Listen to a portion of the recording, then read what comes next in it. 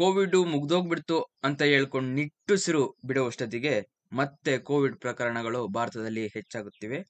ಅದರಲ್ಲೂ ಕರ್ನಾಟಕದಲ್ಲಿ ಕೋವಿಡ್ ಸಾವಿನ ಸಂಖ್ಯೆ 11ಕ್ಕೆ ಏರಿದೆ. ರಾಜ್ಯದಲ್ಲಿ ಕೋವಿಡ್ ಸೋಂಕಿಗೆ ಮತ್ತೊಬ್ಬರು ಬಲಿಯಾಗಿದ್ದು ಸಾವಿನ ಸಂಖ್ಯೆ 11ಕ್ಕೆ ಏರಿಕೆಯಾಗಿದೆ. ಮಂಗಳವಾರ ಬೆಳಗಾವಿಯ 50 ವರ್ಷದ ಮಹಿಳೆ ಹಾಗೂ ದಕ್ಷಿಣ ಕನ್ನಡ ಜಿಲ್ಲೆಯ 79 ವರ್ಷದ ವೃದ್ಧ ಸಾವಿಗೀಡಾಗಿದ್ದಾರೆ. ಅಧಿಕ ರಕ್ತದೊತ್ತಡ, ಮಧುಮೇಹ, ಕಿಡ್ನಿ ಸಮಸ್ಯೆ ಹೊಂದಿದ್ದ ಮಹಿಳೆ ಕೆಮ್ಮು ಮತ್ತು ಉಸಿರಾಟದ ಸಮಸ್ಯೆಯಿಂದ ಏಪ್ರಿಲ್ 6ರಂದು ಆಸ್ಪತ್ರೆಗೆ ದಾಖಲಾಗಿದ್ದರು. ಚಿಕಿತ್ಸೆ ಫಲಿಸದೆ ಮೃತಪಟ್ಟಿದ್ದಾರೆ.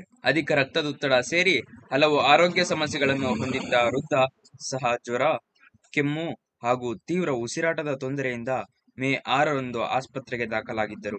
ಈ ಇಬ್ಬರಿಗೂ ಕೋವಿಡ್ ಪರೀಕ್ಷೆ ನಡೆಸಲಾಗಿದ್ದು ವರದಿಯಲ್ಲಿ ಸೋಂಕು ದೃಢಪಟ್ಟಿದೆ ಎಂದು ಆರೋಗ್ಯ ಇಲಾಖೆ ತಿಳಿಸಿದೆ. ಕಳೆದ 24 ಗಂಟೆಗಳಲ್ಲಿ 571 ಮಂದಿಯ ಗಂಟಲ ದ್ರವ ಮಾದರಿ ಪರೀಕ್ಷೆಗೆ ಒಳಪಡಿಸಲಾಗಿದ್ದು 67 ಮಂದಿಯಲ್ಲಿ ಕೋವಿಡ್ ಸೋಂಕು ದೃಢಪಟ್ಟಿದೆ. ಇದರೊಂದಿಗೆ ಸಕ್ರಿಯ ಪ್ರಕರಣಗಳ ಸಂಖ್ಯೆ 459 ತಲುಪಿದ್ದು ಸೋಂಕು ಪ್ರಮಾಣ ದರ 11.73% ವರದಿಯಾಗಿದೆ. ಸೋಂಕಿತರಲ್ಲಿ 453 ಮಂದಿ ಮನೆ ಆರೈಕೆಯಲ್ಲಿದ್ದು ಉಳಿದ 6 ಮಂದಿ ವಿವಿಧ ಆಸ್ಪತ್ರೆಗಳಲ್ಲಿ ಚಿಕಿತ್ಸೆ ಪಡೆಯುತ್ತಿದ್ದಾರೆ.